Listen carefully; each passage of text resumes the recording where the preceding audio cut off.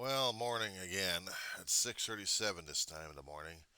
Still the 24th of July, 2023, the Weaver John C. Roseman, California. Yeah, we're dealing with it. I was watching something about Eagle Pass River, I think, out in Texas.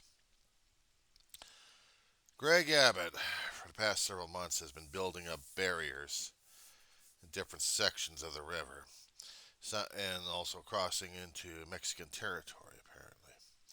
Taking over private properties as eminent domain, apparently, just to prevent anybody crossing the rivers into the United States.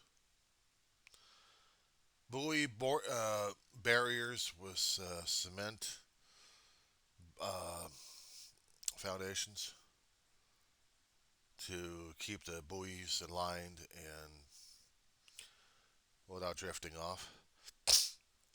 So basically, they're anchors. But if that wasn't bad enough, on the shoreline, they'd have concertina and baling wire. Now, in certain sections of the place, they would have cleared areas, theoretically leased from the property owners, to have the migrants checked out if they needed, with the heat that we got on right now, to be first aid stations out there and whatever kind of immediate needs that they would have before going through the immigration process. But Greg Abbott had decided a long time ago that he's going to protect his border, sending the immigrants to every quote unquote sanctuary state and city out there just to make his political point. He's not running for governor, actually for president. But if he did, he's not getting anyone's vote, that's for sure. He's already allowed people to get killed in the state already. He allows more guns happening. And there's still more shootings happening in the state. Some of them are getting national headlines past few months.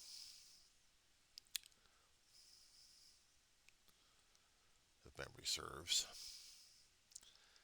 And this treatment concerning about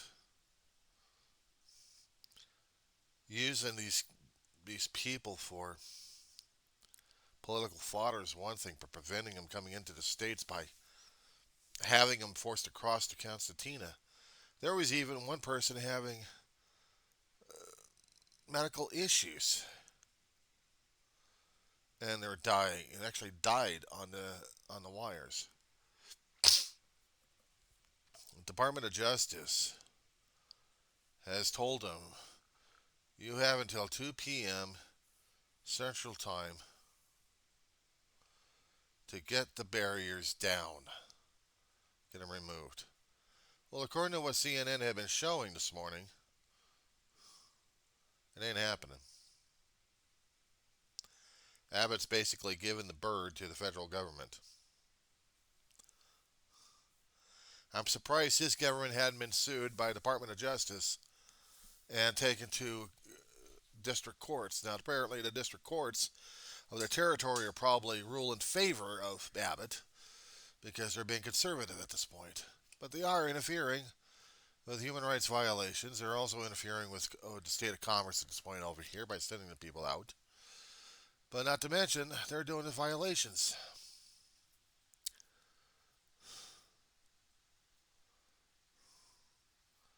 These are the kind of things that should have been debated and decided more in the upper court levels to make it a determination that we can actually follow through. This is what judicial review would mean. We have it, but a judicial review is looking at different laws, whether or not they make sense or not, or they need to be overruled.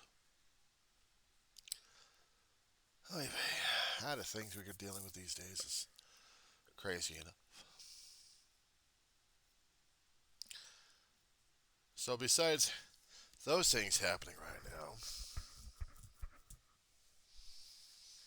Global warming is still affecting people left and right, affecting tourism in Europe.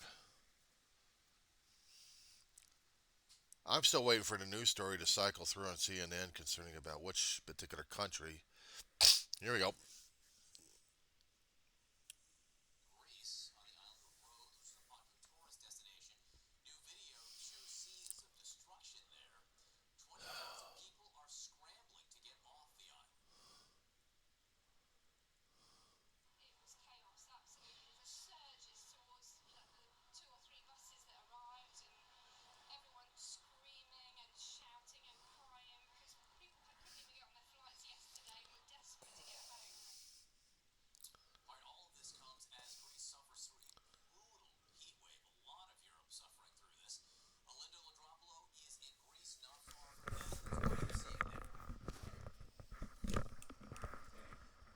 Well, I'm in an area that now the fires have been put out, but we're seeing the aftermath of the fire, really, and it's immense devastation. A lot of homes have burned down, a lot of trees.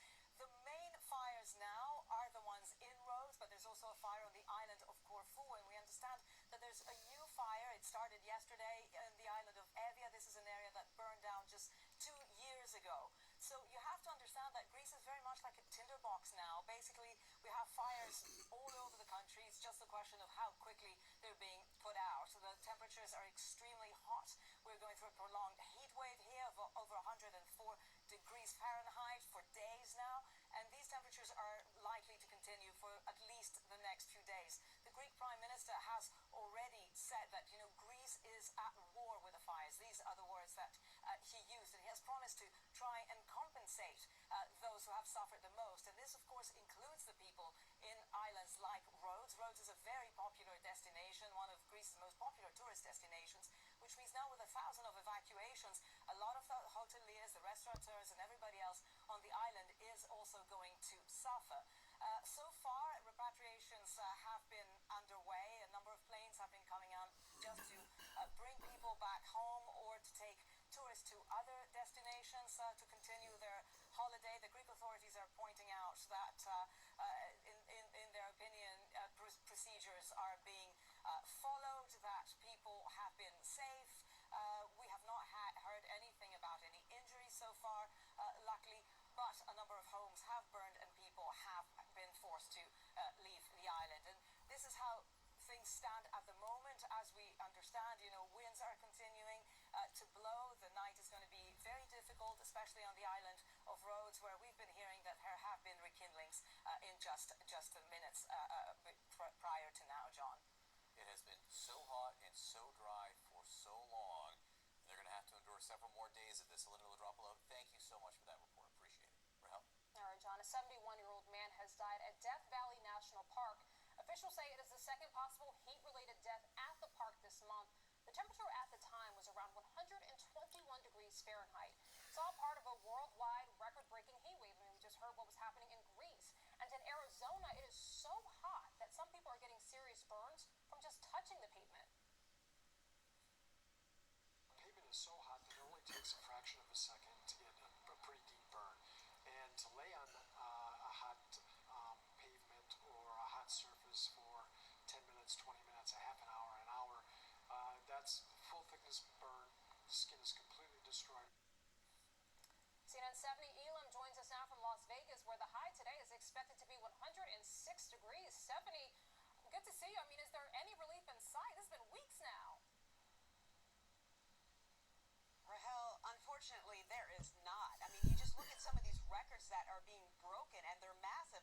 Here in Las Vegas, for example, it did not reach 100 degrees until the last day of June, which was the latest ever on record for that to happen. But since then, it's been over 100 degrees with the average temperature above 110 for several of those days. And July is on track to be the hottest July on record. So you can see that these numbers are just going in the wrong direction. In Phoenix, they're looking at the 25th day, consecutive day over 110 degrees.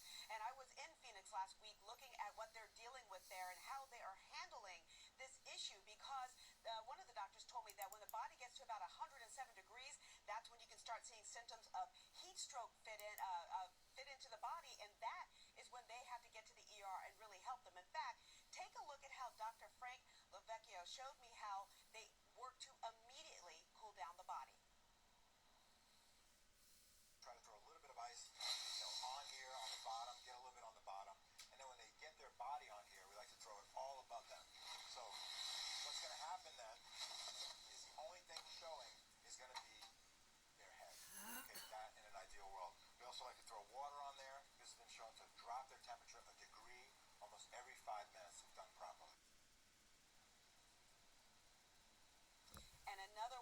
burn doctors there saying that the asphalt can get so hot that it will be about 180 degrees. He said it would just be just below boiling. So people, if they're collapsing because of heat stroke, or if they're homeless and they're hitting some of that hot asphalt, they're getting very severe burns. So obviously this is a concern here throughout the Southwest.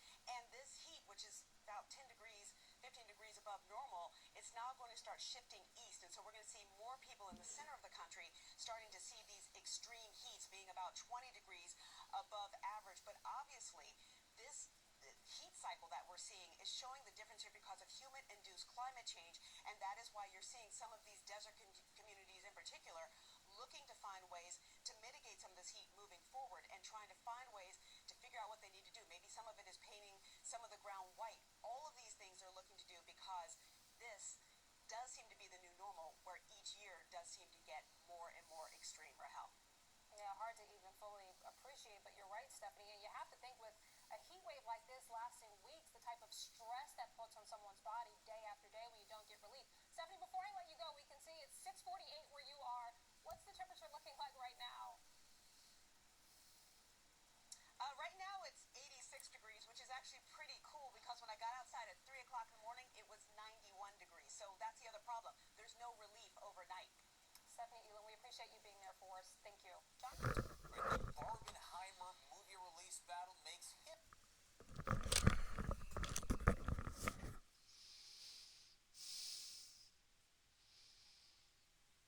Enough said.